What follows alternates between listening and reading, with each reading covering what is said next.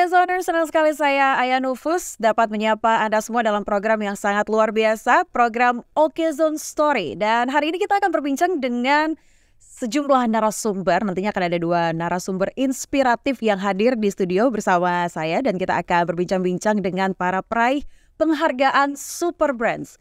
For your information, Okezoners, Super Brands ini merupakan lembaga arbiter internasional terkemuka dan juga terpercaya di 90 negara yang memberikan penghargaan kepada brand yang berhasil membangun brand image, brand value, brand awareness, dan juga brand loyalty. Dan kemudian untuk mendapatkan penghargaan yang luar biasa ini juga harus melalui proses yang sangat panjang untuk mengidentifikasi brand terkuat dan bernilai tinggi di masyarakat. Dan pada episode kali ini Okezoners sudah hadir di studio dan kita akan berbincang dengan 2 narasumber. Namun yang pertama sudah bersama dengan saya Bapak Arga Simanjuntak selaku Public Relation Manager brand Oppo. Dan juga nanti di segmen kedua Okezoners akan ada Head of Communication brand Makuku, yakni Ibu Titi Nurmalasari. Namun kita ke Mas Arga terlebih dahulu ya. Mas Arga Simanjuntak. Horas Mas. Horas. Gimana nih? Senang sekali mendapatkan penghargaan. Tapi sebelumnya saya ingin mengucapkan selamat dulu nih ya atas penghargaan yang luar biasa yang sudah didapatkan dalam kategori smartphone ya pada saat itu ya. Dan kalau kita tahu by the way untuk Oppo dan juga Makuku ini kebetulan satu grup ya ternyata ya. Kita di bawah satu grupnya sama, tapi memang kategori aja yang berbeda. Kategorinya berbeda ya. Ada mendapatkan penghargaan untuk kategori smartphone. Boleh dong diceritain, ini kan merupakan penghargaan yang luar biasa dan sudah didapatkan oleh Oppo selama 5 tahun berturut-turut. Boleh nggak Mas Arga diceritain strateginya apa sih? Sebenarnya memang untuk brand Oppo sendiri, untuk di pasar Indonesia kita sudah punya reputasi baik. Bahkan kami saat ini masih berkokoh di nomor 1 market leader di pasar smartphone, dan itu udah berjalan dari tahun 2022 yang lalu, 2022, 2023 sampai ke 2024 di kuartal pertama ini. Artinya memang apa yang kami hadirkan di pasar Indonesia itu benar-benar produk yang menjawab kebutuhan dari konsumen Indonesia sendiri dengan inovasi dan teknologi yang terkini.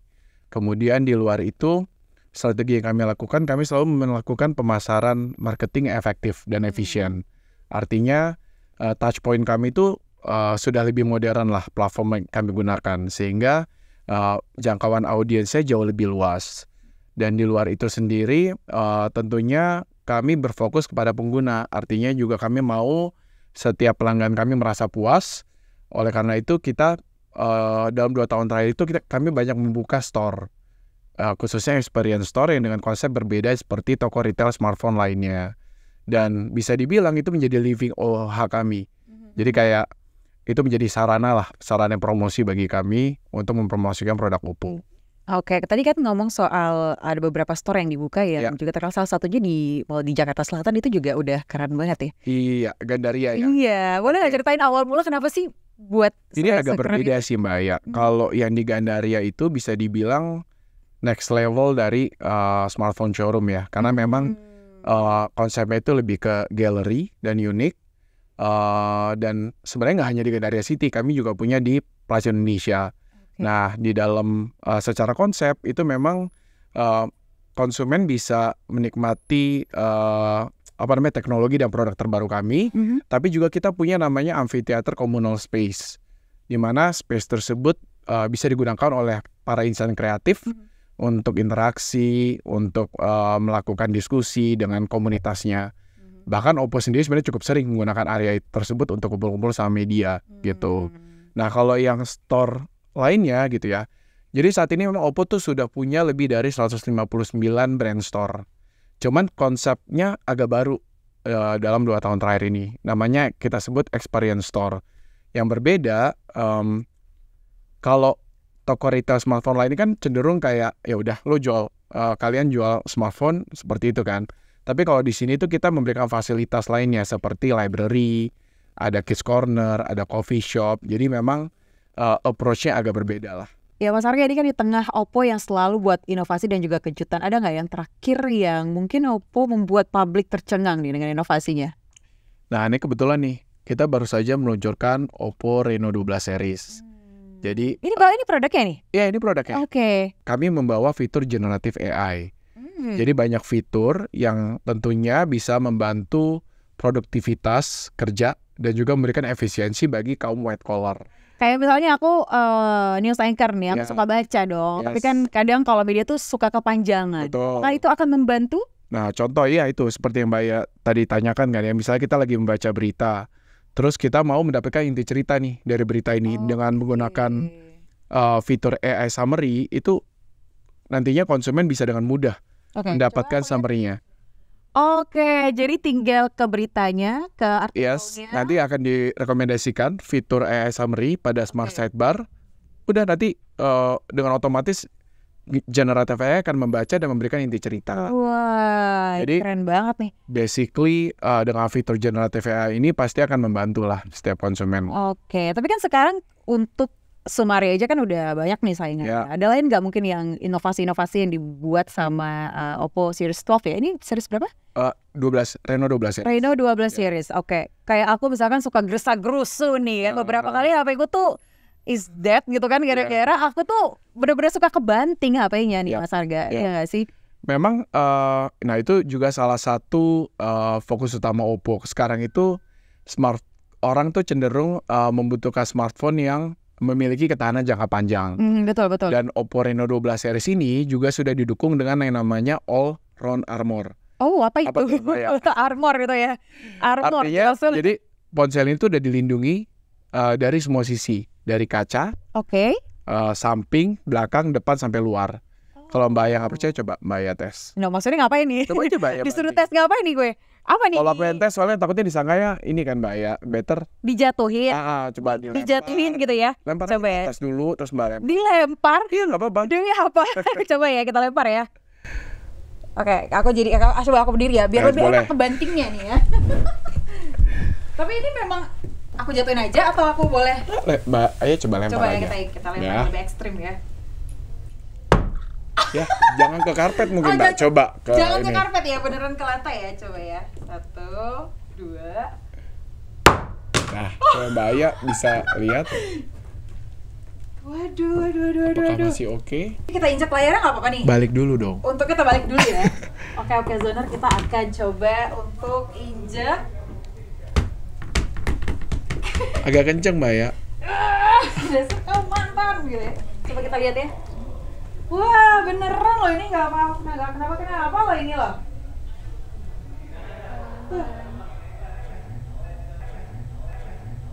Sebentar. Ini memang beneran anti banting, dibuat desainnya sedemikian rupa atau softwarenya yang Enggak, jadi memang secara lapisan luar, lapisan dalam, samping hingga kaca, semuanya kita pakai material kuat. Nah ya, sehingga konsumen nggak perlu ragu lagi atau nggak perlu takut untuk aktivitas outdoor dan lain-lainnya. Jadi bukan hanya sekedar teknologi, tapi durability itu juga very important kan bagi customers. Nah itu yang mau Oppo wujudkan juga gitu. Oke, jadi ini inovasi yang memang sudah nggak banyak di pasaran ya. Tadi ada AI teknologi, kemudian juga anti banting, yang memang orang Indonesia butuhkan sekali ya. Satu lagi Mbak ya, kita punya teknologi beacon link. Apa itu? Jadi nanti kalau seandainya sesama perangkat smartphone Reno 12 bisa melakukan koneksi tapi tanpa pulsa atau data. Wah. Tapi memang jaraknya 200 meter ya. Oke, itu maksimal. Jadi Maksimalnya 200 meter. selama 200 meter tuh pasti akan tetap bisa terkoneksi, tapi kalau lebih sebenarnya bisa selama tidak ada tembok yang terlalu menghalangi lah. Gitu. Wah, ini keren banget. Tapi ini pertanyaan aku juga kayaknya menarik nih untuk ditanyakan. Tadi udah ada AI-nya, terus juga anti banting. Target pasarnya sendiri kemana nih? Emang hanya worker aja yang boleh? Ibu-ibu gimana? Sebenarnya Oppo itu kan banyak ya lini series produknya Mbak ya. Contoh seperti Find X dan juga Find N series. Memang kami menyasar konsumen yang menginginkan produk flagship. Perbedaannya tentunya dari harga yang ditawarkan, tapi teknologi yang diberikan serta performanya itu menjadi yang terbaik. Dan di luar itu dukungan kameranya juga seperti kamera profesional. Untuk di level mid-range kami punya Reno series. Reno series itu memang kami menyasar konsumen yang cukup kreatif, insan-insan kreatif dan juga konten kreator. Kenapa? Karena Reno series ini sebagai produk yang sudah dikenal sebagai portrait expert. Jadi hasil fotonya pun sudah setara dengan hasil dari kamera profesional. Dan kami punya lini series di A series itu buat konsumen yang mau menginginkan produk yang andal tapi dengan harga terjangkau. Jadi basically Oppo itu mengisi semua segmen pasar di Indonesia sih. Tapi yang jadi pertanyaan saya, di tengah persaingan teknologi smartphone di Indonesia yang cukup ketat, ada aja hal baru. Dari Oppo sendiri apa nih strateginya Mas untuk mempertahankan pasar Oppo yang luar biasa ini udah?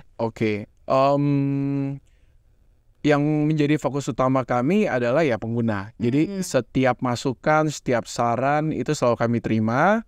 Dan makanya kami menghadirkan produk-produk yang memang menjawab masalah dari atau keinginan dari konsumen di Indonesia. Itu yang pertama. Yang kedua, kami akan terus melakukan kegiatan pemasaran yang unik dan inovatif.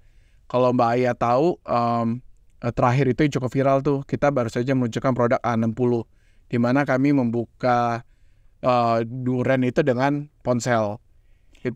Itu luar biasa viralnya kan ya, dan itu menjadi sebuah campaign yang inovatif dan unik gitu. Dan saking kencengnya ya, saking kuatnya tuh bisa di. Dan itu juga lewat kolaborasi kita dengan berbagai brand ternama, atau misalnya yang terakhir kami juga membawa 5 pemain legend Indonesia untuk bertanding dengan pemain legend UCL.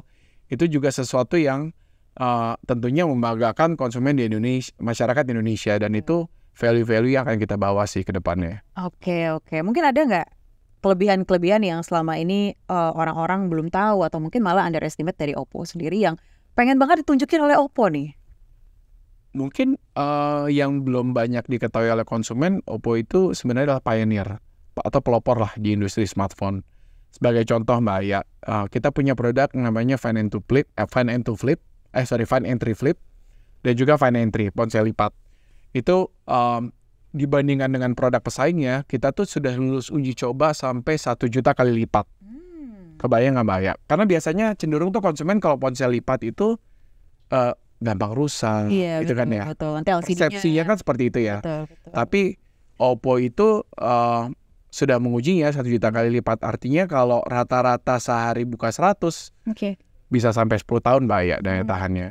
Jadi ya itulah, kita selalu sebenarnya kita menjadi pioneer lah, pelopor di industri smartphone. Luar biasa ini ya. Harus diingat ya, Oppo ini menjadi pelopor smartphone di Indonesia. Mungkin Mas terakhir sebelum kita beralih ke segmen 2, harapan kedepannya apa nih untuk Oppo? Harapan kedepannya semoga konsumen atau mungkin saya bilang ini kali Mbak ya, dengan kita berhasil memperkokoh posisi sebagai market leader, kita juga mengucapkan terima kasih kepada seluruh konsumen setia Oppo, kepada Offense atas dukungannya, dan kami juga mengajak setiap masyarakat Indonesia untuk datang ke Oppo Experience Store, bisa ngopi, bisa kerja sambil melihat produk-produk dan teknologi terbaru kami. Sambil bawa anak juga nggak apa-apa ya? Ada store juga. Baik, terima kasih Warga Simanjuntak atas perbincangan kita yang luar biasa terkait dengan Oppo.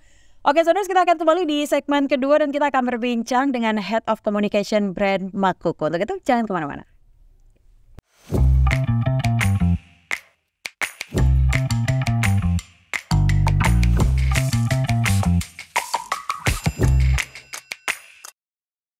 Oke, Zoners, kita kembali lagi di program Okezone Stories bersama saya Aya Rufus, dan sekarang kita akan berbincang dengan narasumber inspiratif. Kali ini sudah bersama dengan saya Mbak Titin Nurmalasari selaku Head of Communication Brand Makoko. Hai Mbak, apa kabar nih? Baik ya, ini kalau kita lihat dari milestone-nya, bagaimana sih Makoko ini bisa terus menjadi top of mind begitu ya? Apa rahasianya? Rahasia Makoko, kesuksesan Makoko sebenarnya sederhana, tetapi memang cukup berdampak besar. Jadi sebelum kami hadir di Indonesia, kami melihat bahwa di Indonesia tuh terdapat permasalahan yang dialami oleh ibu-ibu dan anak di Indonesia. Gitu. Jadi kami mendapatkan data, kami memiliki data, ada sebanyak 7-35% anak di bawah usia 1 tahun mengalami permasalahan kulit khususnya ruam popok. Jadi di bawah 1 tahun tuh kulitnya memang sensitif dan rentan. Jadi dari data tersebut kami melihat terdapat 1,9 juta hingga 10 juta anak mengalami masalah ruam popok. Oke. Jadi memang banyak sekali masalah kulit. Sebenarnya juga saya sebagai jurnalis sering mendengar bahwa itu merupakan isu-isu yang sering sekali bunda-bunda atau ibu-ibu di luar sana yang komplain ya dengan produk ini. Tapi ngomong-ngomong soal Makuku ini juga merupakan produk yang satu grup dengan Oppo ya, yakni Desense Group. Betul. Oke, dan baru saja 5 tahun ada di pasaran dan sudah mampu bersaing. Makuku Mungkin ada 3 tahun. Berapa? 3 tahun. 3 tahun, baru 3 tahun, belum 5 tahun ya, baru 3 tahun dan sudah mampu bersaing dengan sangat luar biasa sekali. Kalau tadi Mbak Titi sudah menyebutkan kenyamanan, kemudian juga kualitasnya. Ada nggak sih hal yang mungkin ibu-ibu di luar sana, orang tua di luar sana yang harus diketahui tentang Makuku? Ya, jadi tadi cerita kalau kembali ke awal gitu ya, kita melihat permasalahan di Indonesia gitu yang dialami oleh ibu dan anak di Indonesia. Akhirnya dengan proses yang cukup panjang kita melakukan riset dan juga uji coba.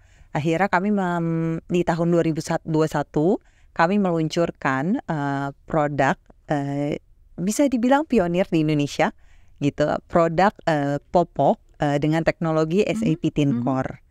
Pasti bingung kan SAP Thin Core apa? Iya, saya sebagai yang belum menjadi seorang ibu pasti bingung. Boleh dijelasin lagi dong, Mbak Titi? Jadi SAP Thin Core itu suatu teknologi yang membuat popok itu tidak menggumpal karena cairannya ketika ada air seni dari bayi tersebar secara merata sehingga tidak di satu titik. Jadi tidak menggumpal. Nah ini yang sebenarnya saya pengen bahas lebih detail sih ya kan. Tapi kan karena kita tidak berada di pabriknya, mungkin Mbak Titi mau tunjukin ke saya gimana Makuku ini bisa jadi nggak gumpal. Mungkin mau nunjukin bahwa produknya Mbak Titi.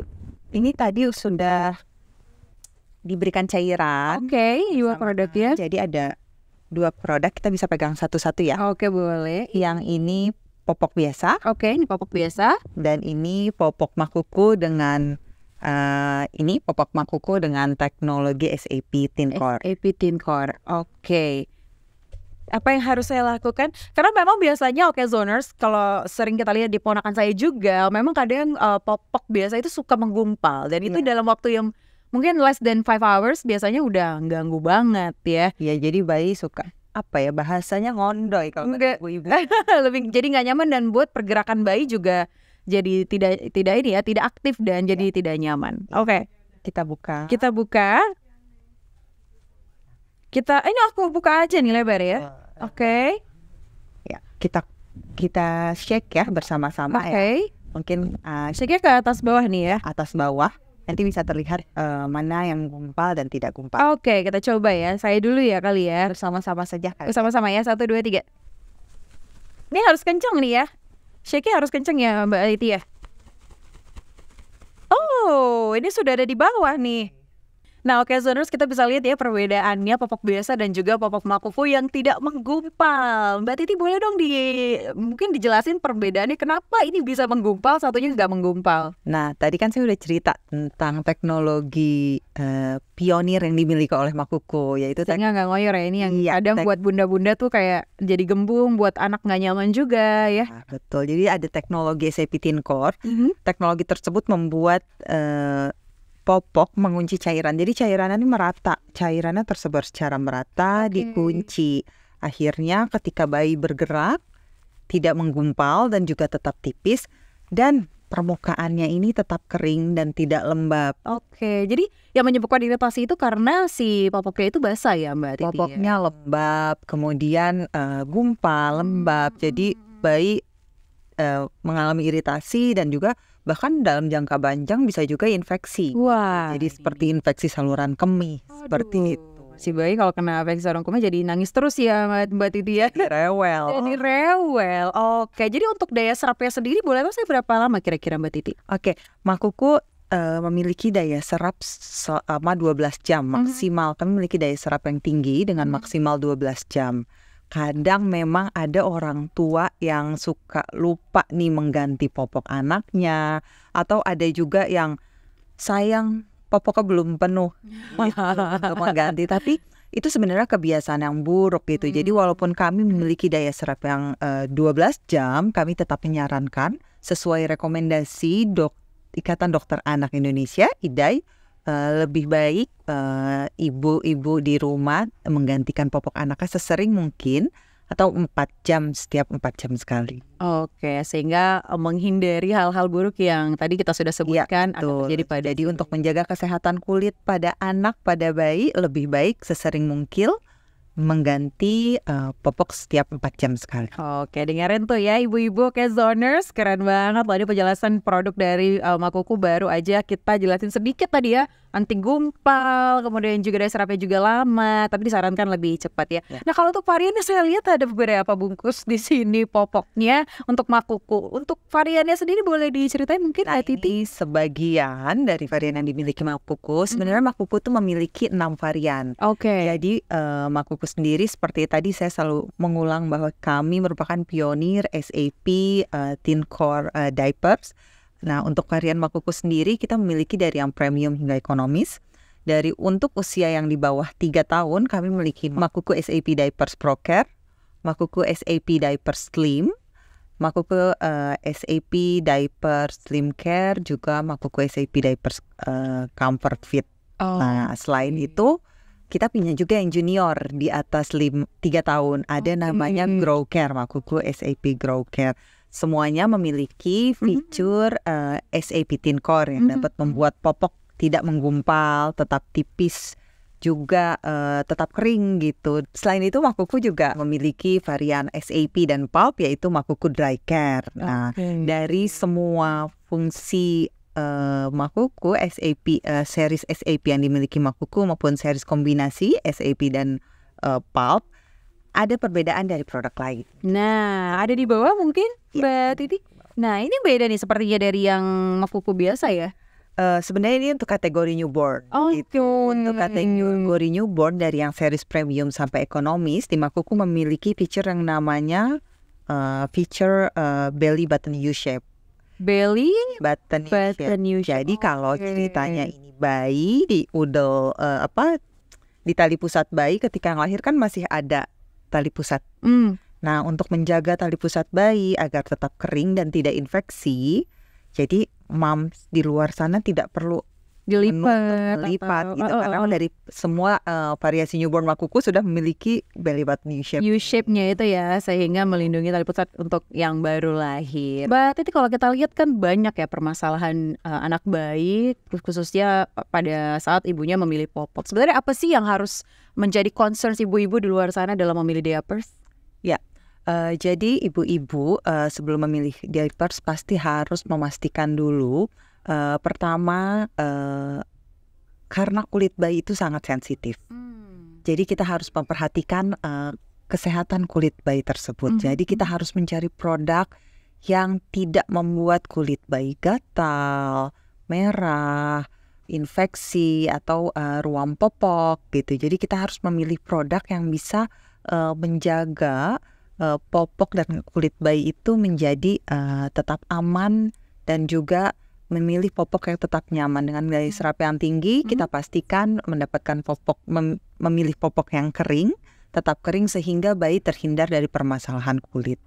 Oke, jadi kalau kita lihat dari segi produknya sendiri ini sudah banyak sekali kualitas yang sebenarnya dibutuhkan oleh ibu-ibu di luar sana ya. Tapi kalau kita berbicara tentang strategi pemasaran nih Mbak Titi dalam memenuhi permintaan konsumen, sejauh ini sudah seperti apa strateginya? Semakin banyak bayi dan mama-mama di luar sana yang menggunakan Makuku, sehingga kami sekarang memiliki pabrik di Indonesia. Kami telah membangun pabrik di Indonesia dengan harapan kami dapat melakukan distribusi secara merata, sehingga para ibu dan juga bayi di luar sana dapat merasakan manfaat baik dari Makuku. Oke, luar biasa. Selain itu juga kami bekerja sama dengan local key account, juga national key account, dan juga melakukan beberapa penjualan di e-commerce, juga TikTok Shop.